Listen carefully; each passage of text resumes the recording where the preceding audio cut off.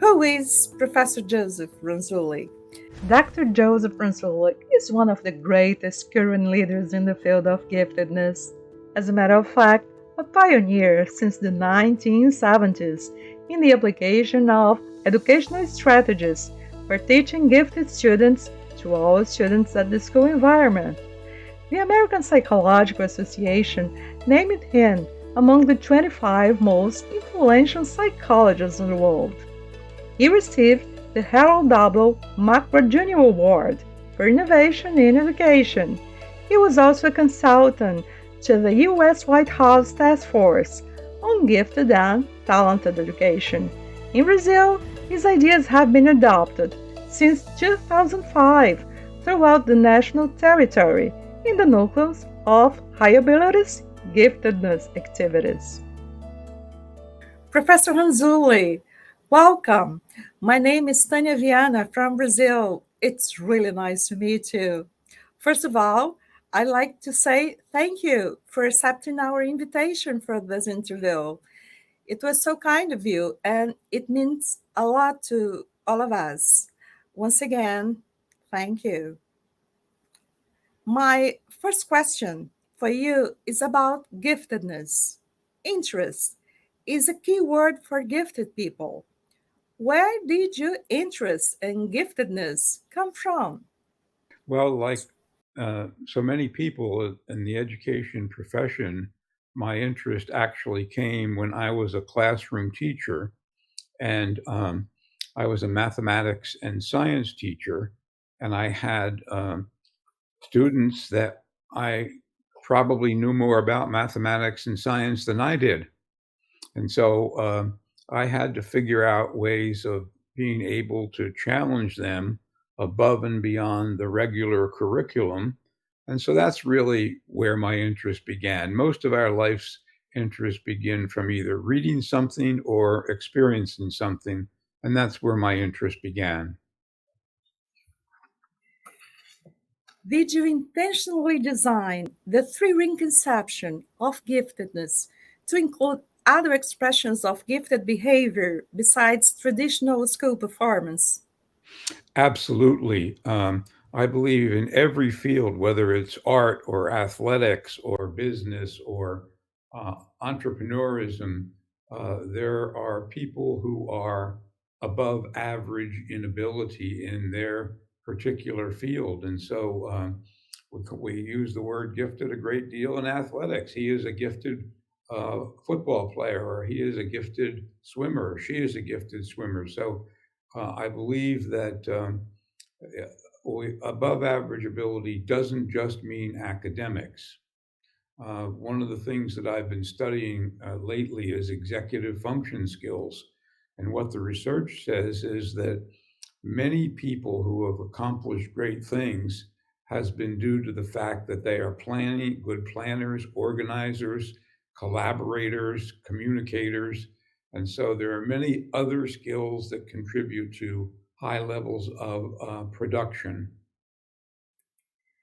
Whereas above average ability tends to remain constant, that does not happen to creativity and task commitment. How do you explain that?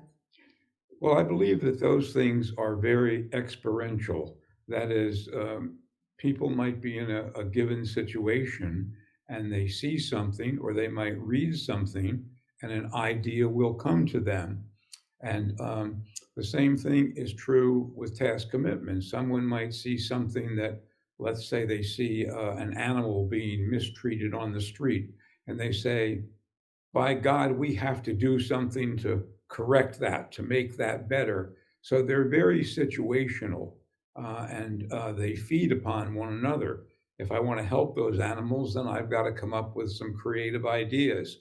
Or if I have a creative idea to start a small business, then I have to develop the energy and the task commitment to develop that small business.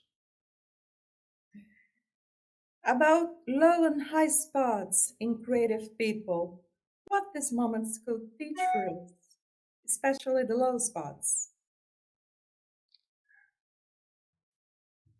Well, I think that if you study the lives of very creative people, people who have contributed great things to all areas of science, the arts, and other areas, oftentimes they will talk about having spots when there's lots and lots of energy and other spots where there is not so much energy.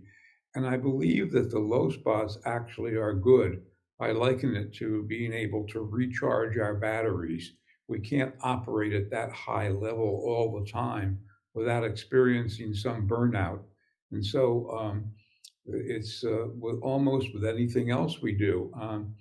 I like to bake bread. One of my activities is baking bread, and there are times when I want to bake all the time, and then for a while I just don't feel like baking, or I wait till I find a new recipe. So most people have high spots and low spots.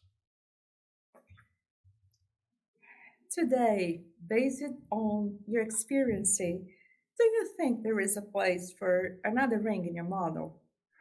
I've been asked that question lots of times, and I think that the three rings that are there now are especially endearing to me. Uh, I think that the skills that I mentioned just a few minutes ago, the executive function skills, are part of task commitment. Although if I were to add another ring, it probably would be the executive function skills. But the three rings seem to cover most of what I feel have been the traits that have contributed to high levels of creative productivity in people that I have studied. I'm a great fan of reading biographies and autobiographies about very famous people in all areas. And it seems that those three things always seem to be in there somewhere.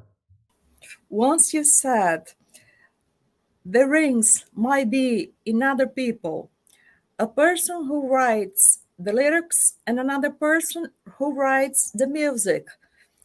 I'd like to ask you if this happened to you and your wife. Sally Yeah, Reese, she is the other ring in your life? yes, she's a very important ring in my life, and she is especially good at things that I am not good at. She is an excellent planner and organizer and manager, and I might come up with an idea, but she is the one who is able to get that idea to work, to get it into schools, to do research on the idea. And of course, she has come up with many of her own creative ideas, especially related to reading for the gifted and related to twice exceptional students, especially those with autism. And so there are other people also that I believe I've collaborated with because they have strength in areas that I do not have strength in. You advocate a better education for everyone, not only for gifted people.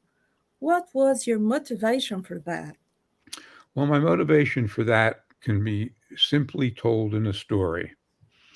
When I started teaching, the Russians had fired Sputnik into the air, and all of the countries around the world said, we've got to do more teaching science to our uh, gifted children.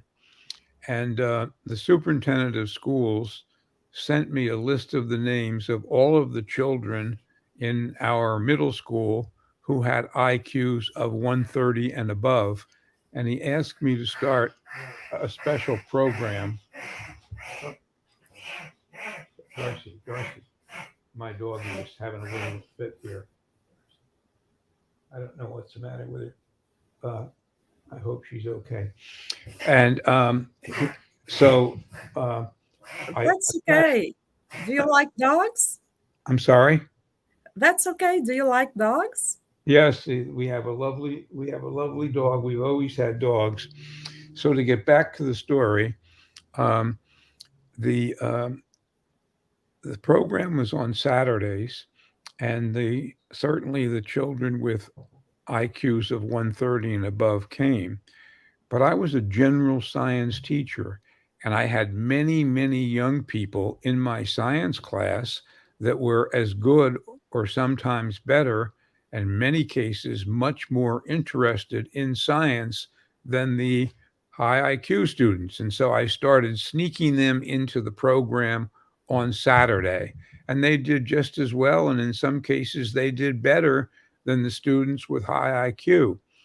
And it was for that reason that when I developed the enrichment triad model, I said that all children should receive general enrichment, type 1 enrichment, and type 2 enrichment.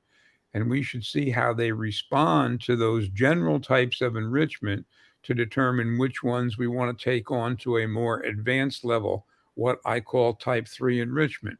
In psychology, this is known as performance-based assessment, and it happens in other areas, in art, in music, in athletics.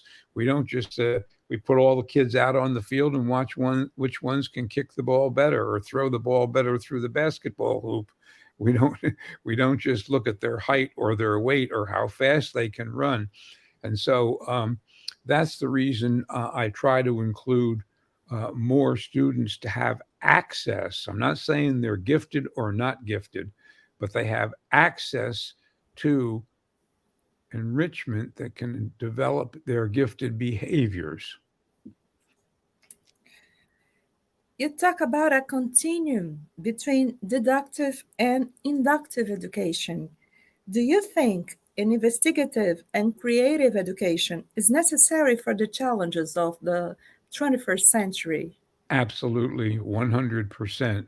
There are many challenges that we share every day in our daily living, in our family affairs, in our organizational affairs, in world affairs. And the more people that we can get ready to become creative problem solvers in those areas, the better our world will be. I think that the future of humanity is dependent upon highly creative and productive individuals who are using their talents to make the world a better place. And I've written some work on that, some articles on that that you can find at my website. You have been working in this field for 40 years. I assume you have come across many difficulties. What did you do to keep enjoyment, engagement, and enthusiasm for working? Uh, uh, the, to keep up my own enjoyment, engagement. Yeah, Well, I 40 love years. How did you do it? well I love to see smiling faces on young people when I go into schools and classrooms.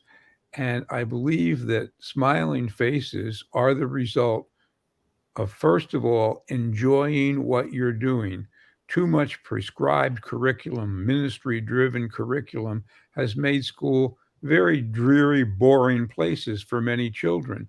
But when children are given an opportunity that they chose because it was an interest area, that's why we developed the enrichment clusters component of our school-wide enrichment model.